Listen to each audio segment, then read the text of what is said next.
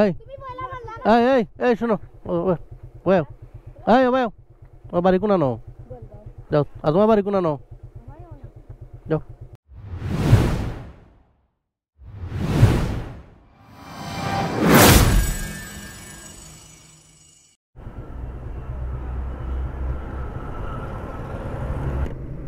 Hello everyone, সালামু আলাইকুম। কী অবস্থা সবার? আশা করি সবাই ভালো আছেন। আমি আলহামদুলিল্লাহ অনেক বেশি ভালো আছি। এখন করিতে বাজে 8:35, শীতের সকাল। আজকে শহরে অনেক বেশি কুয়াশা পড়েছে আর অনেক বেশি ঠান্ডা লাগছে। অন্যান্য দিন তেমন একটা কুয়াশা বা ঠান্ডা ছিল না। আজকের কুয়াশার পরিমাণটাও খুব বেশি, ঠান্ডার পরিমাণটাও খুব বেশি।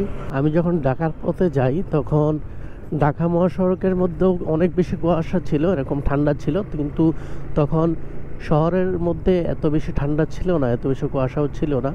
রোদ ছিল, রোদ দেখে বের হয়েছিলাম, কিন্তু হাই রোডে যখন আমি উঠি তখন এরকম অনেক বেশি কুয়াশা ছিল আর ঠান্ডাও ছিল। শহরে আসলে তেমন ঠান্ডা পাওয়া যায় না, শুরুর দিকে হালকা পাওয়া গেলেও শেষের দিকে একটু ঠান্ডার পরিমাণটা বেশিই থাকে। শহরের ঠান্ডা উপভোগ হয় একদম শেষের দিকে, যখন শীতটা চলে যাবে এরকম। ওরে এখানে তো অনেক বেশি কুয়াশা, সূর্য দেখাই যাচ্ছে না। এটা হচ্ছে নদীর এই পারে অনেকটা ঠান্ডা লাগতেছে হাতের মধ্যে, পায়ের মধ্যে, যদিও একদম প্যাকেট হয়ে বেরিয়েছি। এই জায়গাটায় কোলাহল বেশি, যার কারণে এই জায়গায় কুয়াশার পরিমাণটাও খুবই বেশি। ওই যে দেখেন সামনে দেখা যাচ্ছে না, এবং কুয়াশাগুলো এসে মেঘের মতো করে এসে গায়ে লাগতেছে। আমি যখন সাজেকে যাই তখন এরকম কুয়াশার মতো করে মেঘ এসে গায়ে লাগে। ফজর নামাজ পরে যখন হেলিপ্যাডে দাঁড়াইছিলাম অনেকখানি সময়, তারপরে যখন রোদ উঠে, রোদের ছোঁয়া লাগে, খালি জায়গার মধ্যে যখন মেঘগুলা ছিল তখন ওইগুলা এরকম কুয়াশার মতো করে ছড়িয়ে গেছিল, তখন এইগুলা এসে গায়ে লাগছিল, মনে হয়েছিল কুয়াশা। তো এই জায়গায় প্রচুর কুয়াশা। এটা শহরের আউটসাইড। আমি হেলমেটে গ্লাস লাগায় রাখছি, তারপরেও আমার মোটামুটি ভালো ঠান্ডা লাগতেছে মুখের মধ্যে। আমি যে হেলমেটটা ইউজ করি, হেলমেটটা অনেক চাপ দিয়ে ধরে রাখে, বাতাস ঢোকার কোনো ব্যবস্থা নাই, তারপরেও কিন্তু অনেক ঠান্ডা লাগে। এদিকে দেখাই যাচ্ছে না কুয়াশার কারণে, এত বেশি কুয়াশা।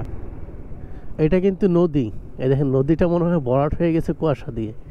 নদীর পানি দেখাই যাচ্ছে না, নদী করে বোঝাই যায় না। এই যে দেখেন শহরের এই সাইডে বেশি কুয়াশা।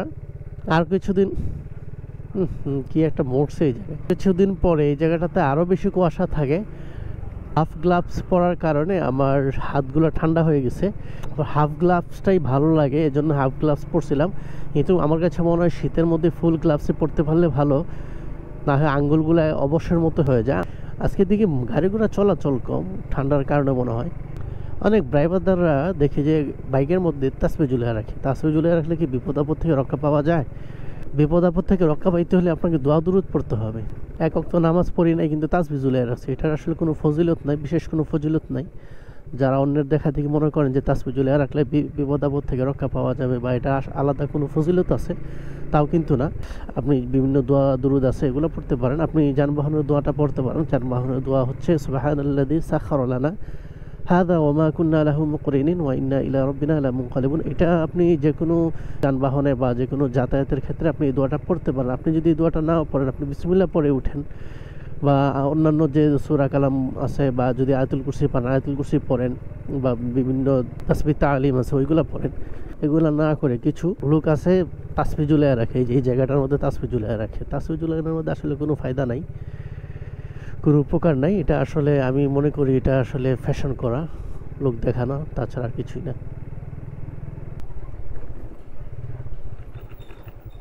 এই এই মারামারি করেন, হ্যাঁ?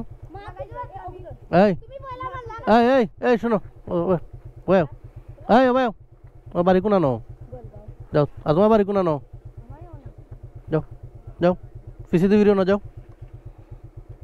যাও যাও গে যাও গে যাও যাও গে যাও গে, তোমরা বুঝো, তোমরা যাও গে যাও। বাচ্চাগুলা মারামারি করতেছিল, একটু ছোটাই দিলাম। বাবা যাও কি বাড়িতে? ওই ছেলে দুইটা ঝগড়া করতেছিল, স্কুল থেকে আসতে যে তিনজন ছেলে ছিল ওদেরকে নাকি বকা দিছে, তো তিনজন মিলা একটাকে ধরবে এরকম একটা অবস্থা। আমি যাচ্ছিলাম পাশ দিয়েই, ভাবলাম ঝগড়াটা ছুটাই দেই। ওইটা নাকি বকা দিছে, ওই যে স্কুল থেকে যারা যাচ্ছে ওদেরকে নাকি বকা দিছে মা বাবা উঠাইয়া, যার কারণে ওই স্কুল ছাত্র একটু রেগে গিয়ে ওরে মাইর দিবে, এরকম লেগে যাওয়ার মতো অবস্থা।